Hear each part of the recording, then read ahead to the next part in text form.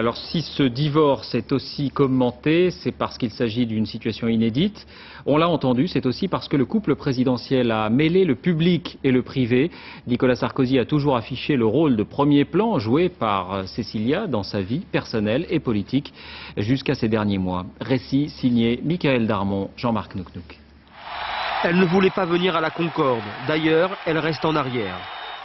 Et Michel Alliot-Marie unit leurs mains.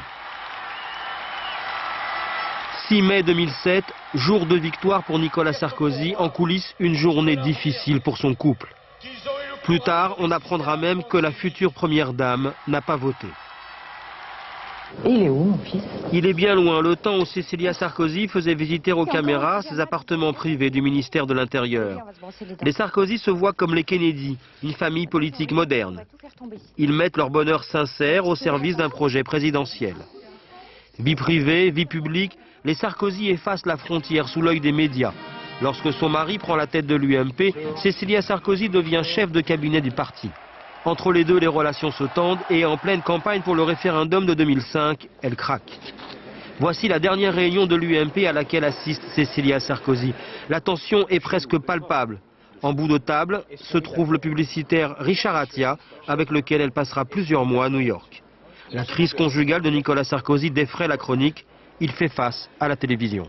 Alors la vérité, elle est très simple, comme des millions de familles. La mienne a connu des difficultés. Ces difficultés, nous sommes en train de les surmonter. Est-ce que je dois en dire plus? Je ne le pense pas. Cécilia compte beaucoup pour moi, chacun le sait. Je crois que la réciproque est également vraie. La séparation dure presque un an. Été 2006, ils se retrouvent et le ministre de l'Intérieur affiche la réconciliation lors d'un voyage en Guyane. On parle désormais de pipolisation de la vie politique, mais Nicolas Sarkozy affirme pourtant qu'il ne veut plus exposer sa vie familiale.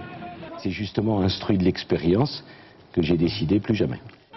Durant toute la campagne présidentielle, Cécilia Sarkozy reste en retrait et son absence est omniprésente. Mais elle s'interroge.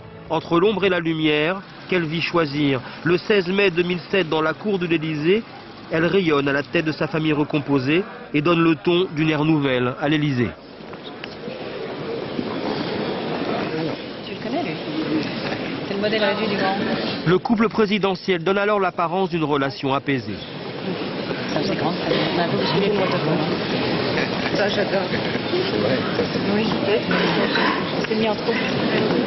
Mais si les gestes amoureux sont bien là, le cœur n'y est pas pour Cécilia Sarkozy. Commence pour elle une vie entre convenances et protocoles. Pour sa première apparition au G8, elle casse les codes du club des dirigeants de la planète en séchant la photo des femmes de chefs d'État. Tout le monde s'interroge sur l'idée qu'elle se fait de son rôle. Elle veut prendre son temps, protéger sa famille. Moi, je trouve que c'est très bien la façon dont elle le fait. Nicolas Sarkozy reconnaît les affres de son épouse et pour son premier 14 juillet, il lui adresse un message public. Je voudrais dire à Cécilia et à Judith, mais elles sont très belles toutes les deux sur le perron de l'Élysée. Quelques jours plus tard, Cécilia Sarkozy devient une héroïne nationale en Bulgarie. Elle ramène dans leur patrie les infirmières prisonnières en Libye depuis 8 ans. Émissaire personnelle du président, elle s'est beaucoup impliquée dans cette affaire.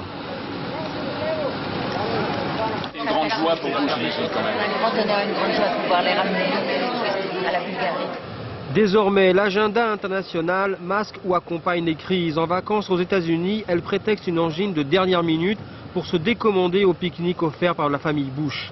Cécilia Sarkozy ne veut plus de cette vie dans le monde politique.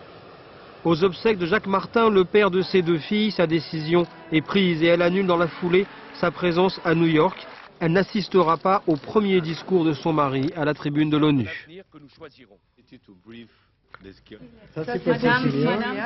Alors que Nicolas Sarkozy se rend seul en Bulgarie auprès des infirmières, les rumeurs de séparation se font de plus en plus précises. Signe des temps, l'Élysée vient d'officialiser pour la première fois dans l'histoire de la République une rupture conjugale au sommet de l'État. Oui, dans la pratique.